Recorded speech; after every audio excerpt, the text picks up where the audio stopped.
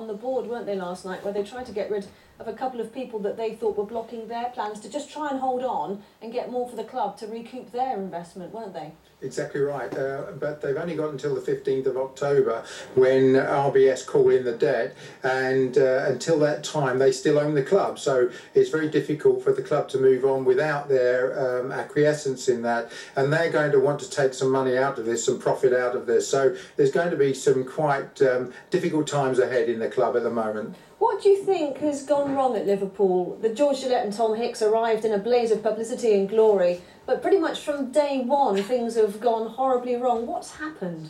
Well, I think in American sports, revenue is pretty much guaranteed. There's no promotion and relegation. Funds are not tied particularly to how well you do on the field. And I think a lot of American investors don't quite understand the volatility of the English game and how finishing in 5 or 6 positions lower can cost you £5 to £10 million off the bottom line of the business. So I don't think they really understood the volatility. And with the leveraging that they had in terms of the finance, so they were paying like 30 million interest every year. It made the business very difficult to manage.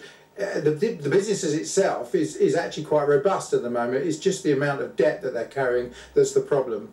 Now, you've talked about and flagged up the number of potential legal hoops that need to be jumped through for this deal to go through. If it does go through, should fans be cautious about another set of American owners out of the frying pan into the fire, as it were? Well, I think you made the point there that they came in a blaze of glory, Hicks and Gillett, and for the same reasons that the New England sports ventures are coming in. They had very great experience in the sports business with their American sports, but it didn't quite transfer. So I think what we need to see is how much money is committed in the deal to what Martin Broughton decided was the necessary criteria, which was investment in the new ground, 400 million, investment in new players, 150 million. Is that on the table? And if it is, and it's confirmed and committed, then I think the fans can sort of breathe a sigh of relief. That was Professor Chris Brady speaking to Sue a little earlier.